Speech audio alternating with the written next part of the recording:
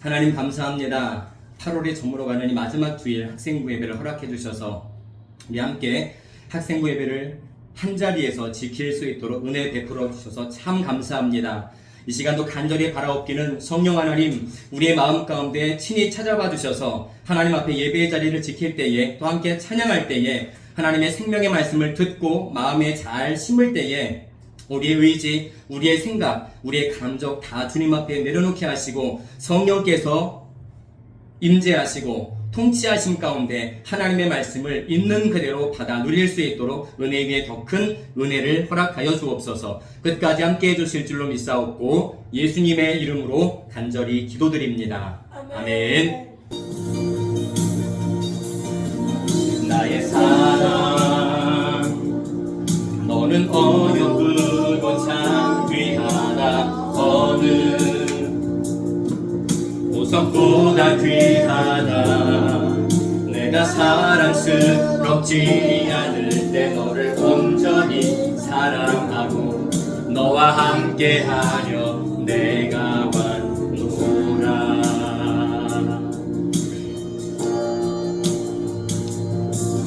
주의 사랑 이 사랑은 결코 변치 않아. 모든 계절 돌보시네. 계절도 돌보시네. 푸른 마르고 꽃은 시든 주의 말씀은 신실해. 실수가 없으신 주만 나라. 주님의 나라와 뜻이 나의 삶 속에 임하시며 주님 알기를 주만 보기를 소망해.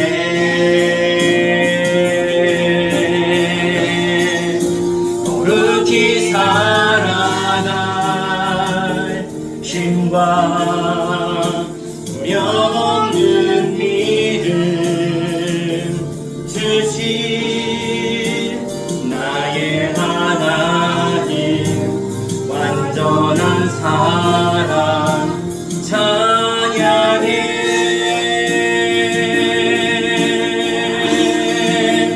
찬양하리 만물의 주 영원히 함께 하시네. 존귀하신 사랑의 왕 영원히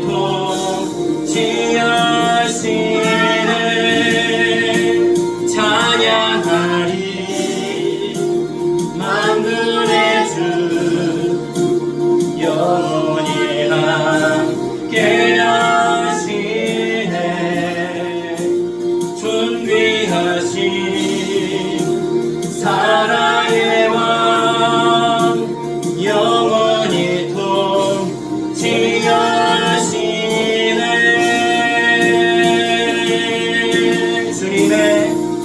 주님의 나라와 뜻이 나의 삶 속에 임하시며 주님 알기를 주만 보기를 소망해. 거룩히 살아갈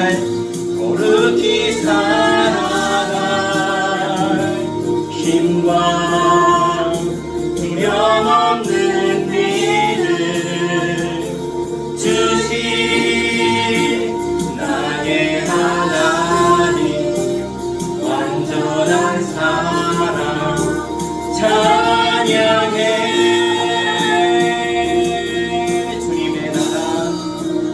주님의 나라와 뜻이 나의 삶 속에 임하시며 주님 알기를 주만 보기를 소망해.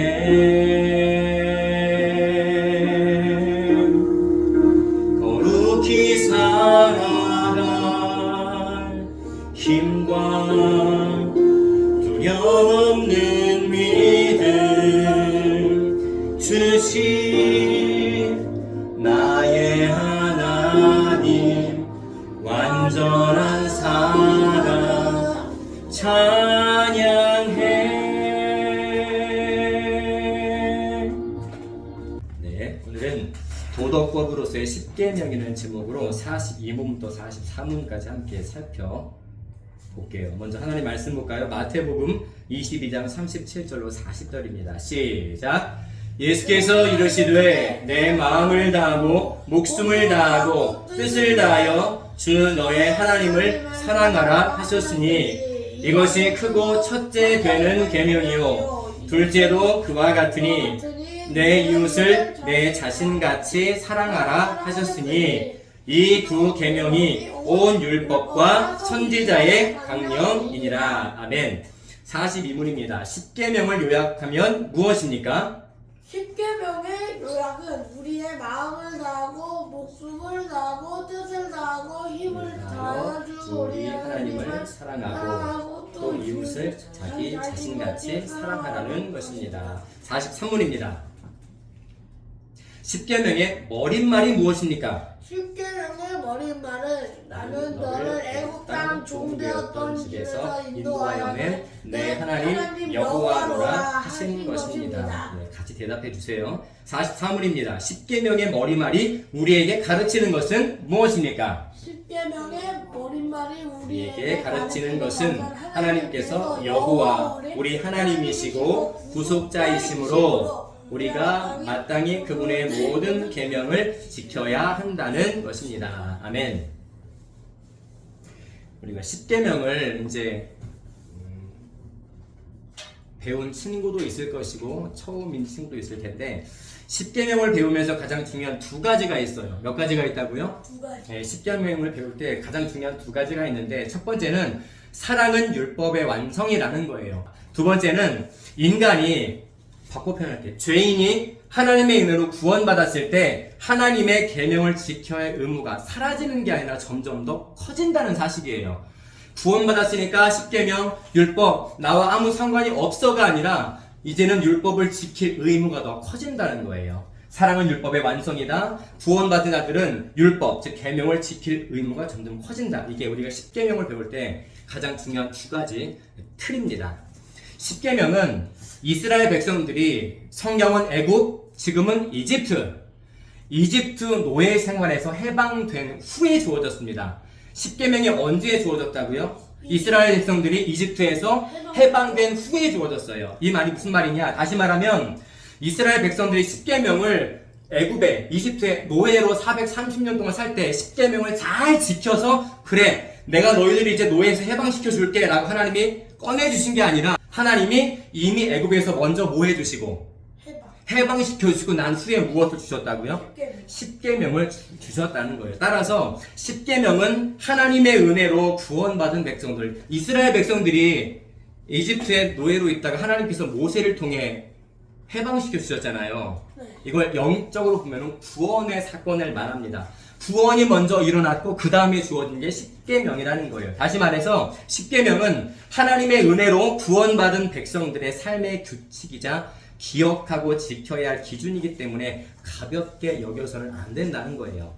그럼 따라해볼까요? 10계명은 하나님의 뜻을 복사한 것입니다. 복사한 것입니다. 뭐라고요? 하나님의 뜻을 복사. 네, 그냥 단순히 10개 계명이 아니라 10계명은 꼭 하나님의 뜻이에요. 뜻. 자, 하나님의 베푸신 이 10계명을 달리 표현하면 지난주에 도덕법이라고 말했습니다. 도덕법. 하나님이 모세를 통해서 이 도덕법, 즉 10계명을 주실 때 친히 하나님이 돌판에 새겨주셨어요. 어떤 사람을 시켜서 자, 1계명은 뭐야? 너가 새겨가 아니라 하나님이 직접 새겨주신 거예요. 하나님이 친히 돌판에 10가지 계명을 두 돌판입니다. 4개, 6개니까 친히 새겨주셨다는 말은 10계명에 대한 우리의 순종이 영원토록 지속된다는 뜻이에요. 그냥 적당히 한 100년 정도 지키다가 끝이 아니라 10계명을 하나님이 친히 새기셨다는 뜻은 이 계명을 언제까지 지켜야 된다는 말이라고요? 영원히 끝까지 지키라는 의미로 하나님이 친히 새겨주셨습니다.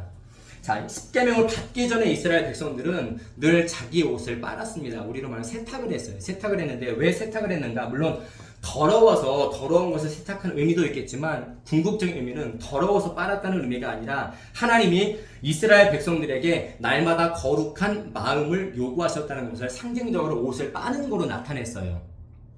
우리는 천국에 가서는 옷을 세탁할 필요가 없어요. 없습니다. 이미 깨끗한 옷이에요. 더러워질 수가 없는 옷을 입고 있습니다. 그런데 이 땅에 사는 동안에는 우리 마음이 하나님 앞에서 항상 거룩함을 유지할 수 있도록 해야 합니다. 하나님 앞에서 우리가 어떠한 마음을 유지해야 된다고요? 거룩함. 네, 거룩한 마음을. 천국에서는 이미 완전히 거룩한 상태가 됐기 때문에 그런 마음을 유지할 필요가 없지만 이 땅에 사는 동안에는 이스라엘 백성들이 날마다 자기들의 옷을 세탁했던 것처럼 우리도 하나님 앞에 거룩한 마음을 유지해야 됩니다. 유지를 어떻게 할 수 있을까요? 옷이야 보이면 빨지만 마음으로 어떻게 거룩하게 깨끗하게 만들어요? 마음을. 기도를 하고 이제 예배를 드린다. 네, 그 말도 맞습니다. 그런데 오늘 우리가 십계명을 배우고 있으니까 십계명식으로 우리가 대답을 한다면 바로 하나님께서 우리의 마음을 거룩하게, 정결하게, 깨끗하게 마치 세탁기에 더러운 옷을 넣어서 깨끗하게 씻는 것처럼 우리의 마음을 씻게 하시기 위해서 주신 기준이 바로 도덕법. 다시 말하면 십계명이라는 거예요. 이스라엘 백성들이 호렙산에서 모세를 통해 십계명을 받습니다. 그런데 이스라엘 백성들은 그 산에 가까이 갈 수가 없었어요. 산에는 모세만 올라갔습니다. 호렙산에서 진짜 모세는 하나님이 십계명 주실 때 그 돌판을 하나님께 직접 받은 사람이에요. 역사적으로 전무후무한 사람입니다. 하나님을 본 사람이에요, 모세는. 그런데 이스라엘 백성들은 산에 가까이 가지 못했어요. 이게 무슨 의미일까? 하나님의 말씀은 완전한 말씀일까요? 좀 불완전한 말씀일까요? 완전한 말씀이죠. 그 완전한 말씀을 10가지로 모세에게 계명으로 주실 때, 도덕법으로 주실 때에 하나님의 말씀은 완전하기 때문에 너희들은 산에 접근하지 못한다는 의미가 내 말씀을, 즉 하나님의 계명을 가볍게 여기지도 소홀히 여기지도 대충 여기지도 말라는 거예요. 무겁게 여기라는 거죠. 자, 사랑은 아까 율법의 완성이라고 함께 따라해봤습니다. 율법은 십계명을 말합니다. 우리에게 이웃의 물건을 훔치지 말라, 도둑질하지 말라, 탐심을 품지 말라, 여러 가지 그런 하지 말라는 말씀들을 많이 기록하고 있어요. 그런데 우리가 거짓말을 하지 않는 게 맞는데 다른 사람을 보호하기 위해서 거짓말을 해야 할 때가 있어요, 없어요? 있어요. 어떤 경우가 있어요? 거짓말은 분명 죄인데 어떤 사람을 보호하기 위해서, 지키기 위해서 거짓말을 해야 할 때가 있습니다. 어떤 때가 있을까요? 이제 예를 들면은 학교에서 이제 변기에 똥을 싸려 가는데 변기 뚜껑이 닫혀져 있어. 거기다가 똥을 쌌는데 이제 선생님이 그걸 보고 누구냐 했을 때 이제 선한 거짓말. 선한 거짓말을 어떻게 해요? 내가 안 했지만 내가 그랬다고? 네. 아, 그래요? 네. 희생을 약간. 희생 그렇게 해본 적 있어요? 학교에서 정말? 아니요. 앞으로 할 수 있어요, 그럼? 네. 다른 친구가 그렇게 했는데 한결이가 제가 해서 그렇게 말할 수 있어요? 네. 그래요? 오, 대단한데요? 쉽지 않은 결정일 텐데. 그래요? 맞아요. 저런 거짓말도 틀리지 않아요. 성경에 보니까 기생 라합이라는 여인이 등장을 해요. 네. 이름이 라합입니다. 근데 직업이 기생이야. 지금으로 말하면 몸을 파는 사람인데, 여자인데 모세가 세상을 떠나고 모세 후계자인 여호수아가 하나님께 명령을 받았습니다. 어떤 명령을 받았는가? 이제 너희들은 젖과 꿀이 흐르는 저 보이는 가나안 땅으로 들어가게 될 것이다. 그런데 그냥 들어갈 수가 없어요. 왜냐하면 가나안 땅에 이미 7족속, 기골이 장대한, 지금으로 말하면은 한 특전 부대가 7부족이 살고 있는 거야. 거기에 이스라엘 백성들은 농민 출신인데 태어날 때부터 싸움을 잘하기로 유명한 그런 민족들이 하나도 아니고 7민족이 사는 그 땅에 들어가면 이스라엘 민족이 어떻게 될까요? 싸워보지도 못하고 전멸하겠죠. 그래서 여호수아가 정탐꾼을 저 가나안 땅의 여리고라는 성에 보냅니다. 상황 좀 파악하라고. 정탐꾼이 이제 들어가서, 그런데 하나님께서 은혜로 그 정탐꾼이 기생 라합이라는 여자를 만나게 하십니다. 자, 기생 라합은 어디 사람이에요? 이스라엘 사람이에요? 여리고성 사람이에요? 여리고성 사람이에요. 이방 사람이란 말이에요. 그런데 정탐꾼을 숨겨줬어요. 이 정탐꾼이 지금 뭐하러 왔어요? 이 성을 몰래 훔쳐볼. 왜 훔쳐볼 이유가 뭐예요? 이 사람들이 이제 언제 자고 약간 패턴. 그쵸. 어떤 그 상황을 파악하려고 정탐꾼을 보낸 거잖아요. 네. 결국에는 싸우려고. 네. 그런데 기생 라합이 이 정탐꾼이 자기한테는 적인데 자기의 성을 점령할지도 모르는, 정복할지도 모르는 이스라엘 민족의 정탐꾼인데 숨겨줬단 말이에요. 네. 이제 그 소문이 걔도 간첩이 있어. 퍼졌어요.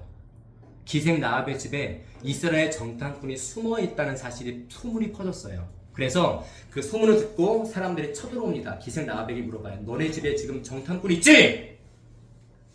라고 했을 때 기생 라합이 어떻게 대답했을까요? 저기로 갔다고 하죠. 저기로? 저기 있다. 저기 있다? 네. 숨어 있다는 걸 알려줬다고요? 네. 아니. 그랬을 수도 있겠지만 이상한 장소로. 기생 라합이 그렇게 대답을 했어요. 있었지만 이미 떠났다라고 거짓말을 합니다. 아직 숨겨주고 있는데, 아직 기생 라합의 집에 정탐꾼이 있는데 이미 당신들이 오기 전에 떠났다라고 말을 해요. 진실이에요, 거짓이에요? 거짓. 성경은 거짓말을 하지 말라고 말씀하는데 지금 기생 라합은 뭐를 했어요? 거짓말. 죄네요. 죄 아니에요? 죄긴 죄인데 선한 죄. 선한 죄? 네, 선한 죄라는 건 없고 네. 하나님은 이 기생 라합의 거짓말을 죄라고 보시지 알았어요. 않았어요. 하나님의 백성들인 이스라엘 백성들이 여리고성을 정탐하는 게 하나님의 뜻이기 때문에 기생 라합은 그 하나님을 두려워하는 존재여서 이 정탐꾼을 숨겨줬고 결국 나중에 여리고성을 정복하게 하는 그런 길까지 열어주는 역할을 감당합니다. 이방 여자인데 그러면 걔 정복할 때 죽었지 않았을까요? 안 죽었어요. 아. 왜냐면 네. 기생 라합이 이 정탐꾼을 실제로 이제 보내줄 때 표식을 남겨둡니다.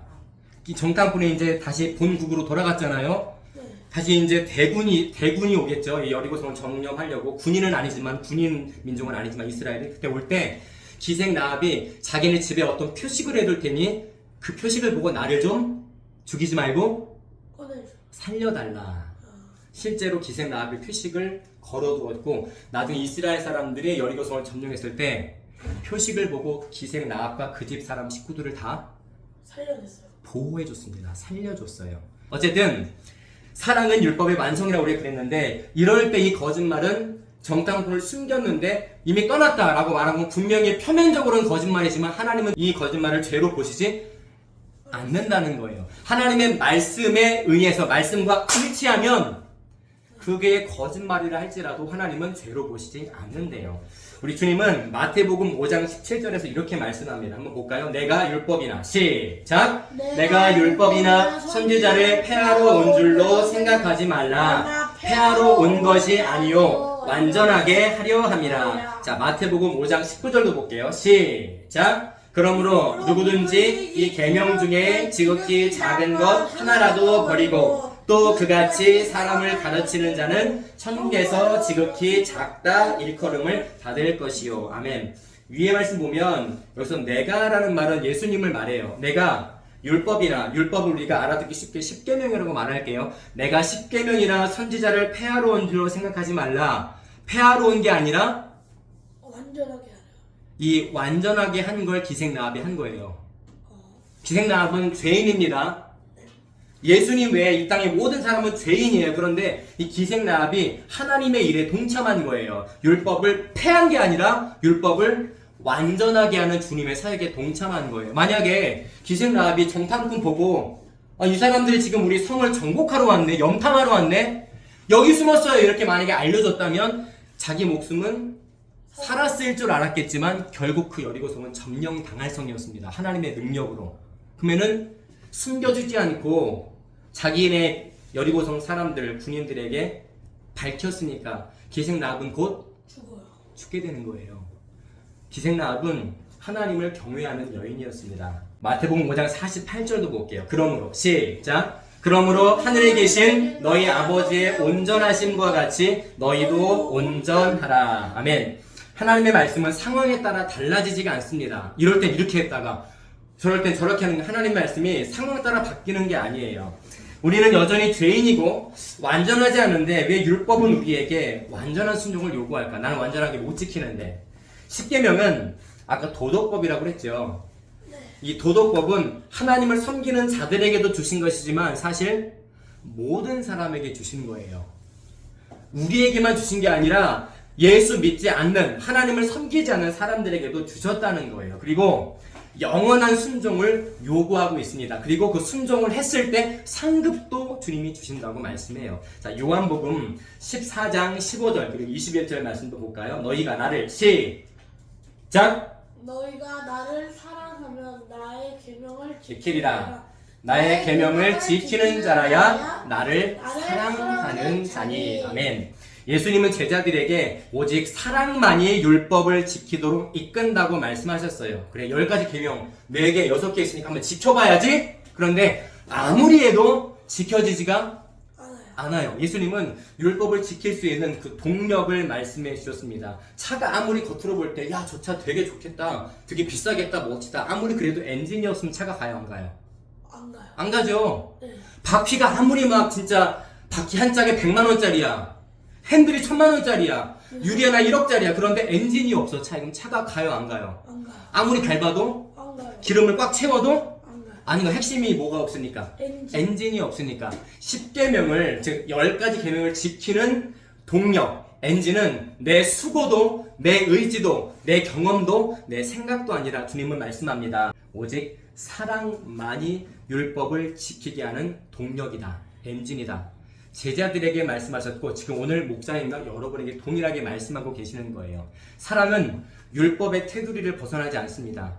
즉 내가 하나님을 사랑하는 자라면 그 사랑이 어떻게 나타난다는 거예요? 율법으로 나타난다는 거예요. 율법을 달리 표현하면 10가지 계명인 10계명으로 나타난다는 거예요. 안식일을 기억할 거룩히 지키라. 그냥 목사님 말했으니까 지키는 게 아니라 하나님이 완전한 말씀으로 이미 우리에게 말씀으로 주셨기 때문에, 누구의 말씀이기 때문에? 하나님의 말씀이기 때문에 그 말씀을 지키는데 하나님을 뭐 하는 마음으로? 순종. 사랑하는 마음으로 율법을 지키게 된다는 거예요. 누가요? 하나님의 구원을 받은 하나님의 백성들이. 자, 이스라엘 백성들을 하나님이 이집트에서 끄집어내신 이유가 있을 거 아니에요.